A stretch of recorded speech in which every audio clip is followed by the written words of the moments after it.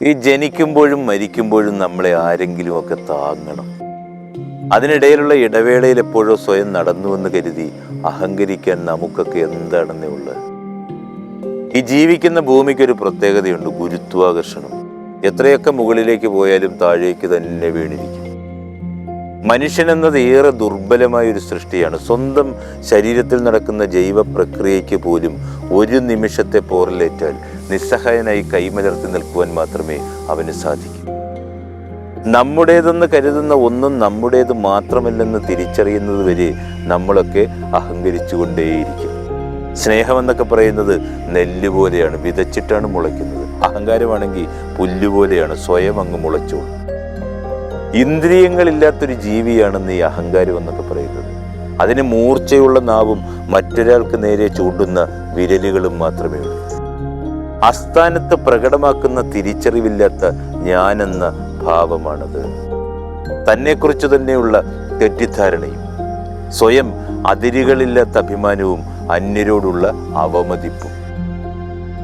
ഈ ഞാനെന്ന സ്വത്വത്തെയൊക്കെ മഹത്വവൽക്കരിച്ച് മറ്റുള്ളവരെയൊക്കെ നിസ്സാരമായി കാണുന്ന മനോഭാവവും സത്യത്തെ തമസ്കരിക്കലും മനുഷ്യൻ്റെ ഏറ്റവും വലിയ തെറ്റുമാണത്.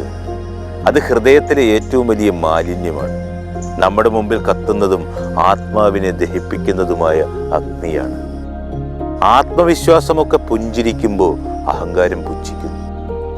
ഒരാളുടെ മനസ്സിൽ അതുണ്ടായാൽ അയാൾ സത്യത്തെ അംഗീകരിക്കുവാൻ കൂട്ടാക്കുകയില്ല. ഈ അഹങ്കാരവും അജ്ഞതയെന്നൊക്കെ പറയുന്നത് പരസ്പരം കൈകോർത്തു പോകുന്ന സുഹൃത്തുക്കളാണ്. ഇന്നത്തെ ലോകത്ത് നമുക്ക് ആവശ്യം അഹങ്കാരമോ അഹംഭാവമോ ഒന്നുമല്ല, മറിച്ച് ജീവിതത്തെക്കുറിച്ചുള്ള സരളമായ അവബോധമാണ്. വിജയം നേടാൻ അഹങ്കാരം എപ്പോഴും ശ്രമിച്ചുകൊണ്ടേയിരിക്കും. കരുത്ത് എന്ന് തോന്നിപ്പിക്കുന്ന കറയാണെന്നേ അത്.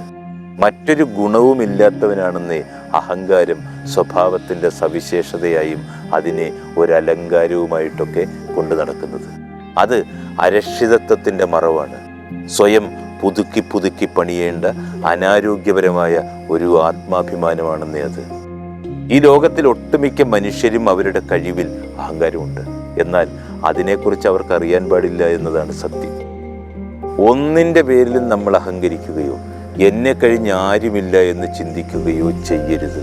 അത് അറിവിലായാലും സമ്പത്തിലായാലും സൗന്ദര്യത്തിലായാലും അധികാരത്തിലായാലും.